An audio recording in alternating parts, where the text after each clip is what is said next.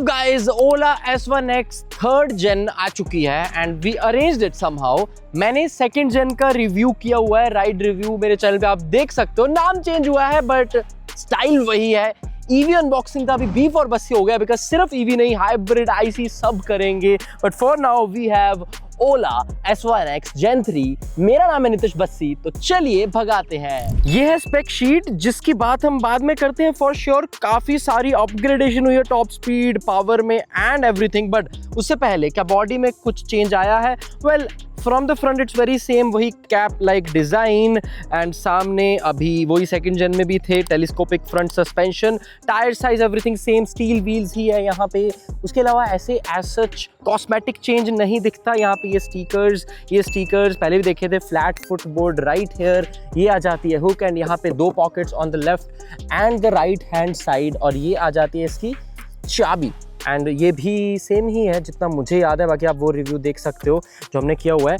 यहाँ पे सारे कंट्रोल्स भी मुझे काफ़ी सेम ही दिख रहे हैं, no changes here as well. और रही बात क्लस्टर की साइज़ की, उसमें भी कुछ चेंज नहीं। अभी कड़क धूप है, उसमें भी विजिबिलिटी नॉट बैड।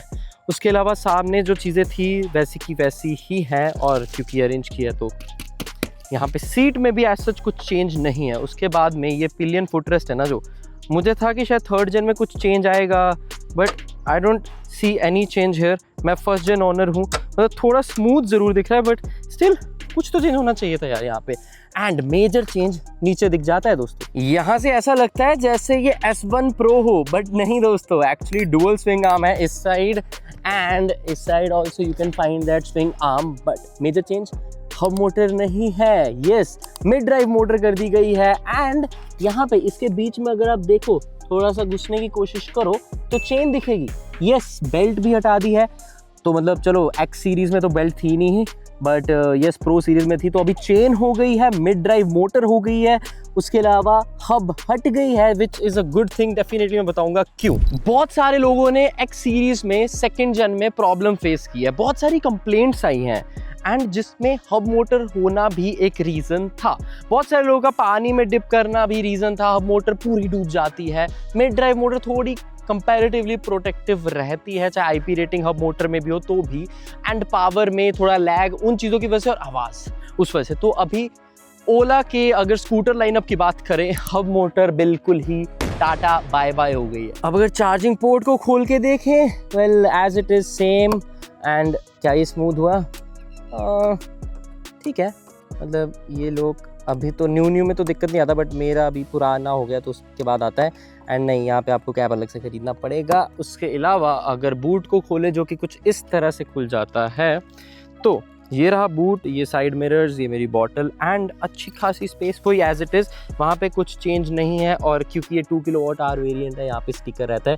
बाहर से आप 2 kW, 3 kW, 4 kW में डिफरेंस नहीं फिगर आउट कर पाओगे। अगर फ्रंट से देखोगे, साइड से देखोगे, सिर्फ बैटरी का डिफरेंस है।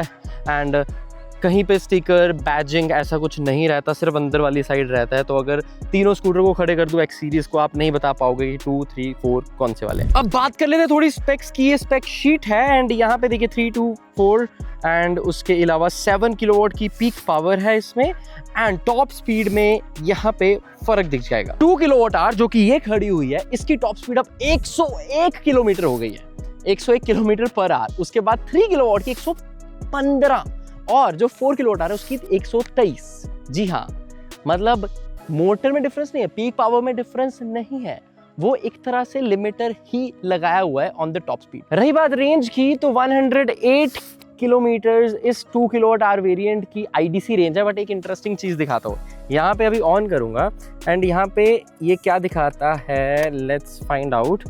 ये देखिए 95% रेंज में, 95% में ये दिखा रहा है 65 की रेंज बॉस। ये सभी मोड भी नहीं, मतलब इको में दिखा रहा है, या फिर चलो इको से ऑन करके देखते हैं, अभी पता लग जाएगा। यहाँ पे इको मोड में जाके यस अब 83 दिखा रहा है, मतलब जो 108 की रेंज IDC है वो तो यहाँ पे दिखेगी ही नहीं।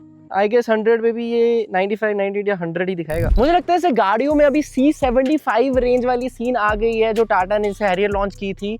C75 इज की जो एक्चुअली 75% ऑफ लोगों को मिल जाएगी। लाइक अगर 100 लोग चला रहे हैं, 75 लोगों को उतनी रेंज मिल जाएगी। तो वो ऑलमोस्ट IDC का 75% भी रहता है, may be, I am not sure. यहाँ पे भी ऐसा कुछ होना चाहिए रियल वर्ल्ड रेंज जैसा। ओला में ये डिफरेंस बहुत ही ज़्यादा रहता है। एंड उसके बाद 3 kWh और 4 kWh, उनमें रेंज का काफ़ी अच्छा बड़ा जंप है। 3 kWh में 176 की और 4 kWh में 242 किलोमीटर की IDC क्लेम्ड रेंज। डिफरेंस तो I don't know, range test नहीं किया, दोस्तों बहुत गर्मी पसीना आ रहा है, but I really wanted to review it. Subscribe कर सकते हो तो वुड बी रियली गुड, मतलब आई एम ट्राइंग आपको एक एक्चुअली बढ़िया रिव्यू भी मिल पाए। अगर थ्रॉटल रिस्पॉन्स देखें, वेल इम्प्रूव्ड है, नॉट द परफेक्ट वन। ओला में ये रहा है, थोड़ा लैग रहता है, मतलब जब आप घुमाते हो उसके बाद जो रिस्पॉन्ड करती है मोटर, उसमें कुछ मिली सेकंड का लैग। एंड हेडफोन्स में जैसे हम लेटेंसी बोलते हैं, टेक चैनल भी है दोस्तों अगर ना पता आपको, तो वैसी थोड़ी सी लेटेंसी है। एंड एक चीज़ हो गई है, थोड़ा स्मूथ हो गया है, बिकॉज हब मोटर में थोड़ा जर्क था एंड अभी मिड ड्राइव हो गया है तो स्मूथ ऑपरेशन था। तो इको में लेट्स फाइंड आउट 0 to 40 क्या करता है।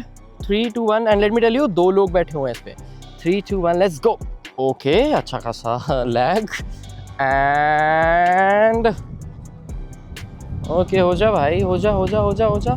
आई गेस 45 की तो टॉप स्पीड रहती है इको पे और 40 टच हो गया है। एंड उसके बाद हम 43, 42, यस, इतनी ही टॉप स्पीड। अभी हम कर रहे हैं नॉर्मल मोड में। Let's go 3, 2, 1, here we go.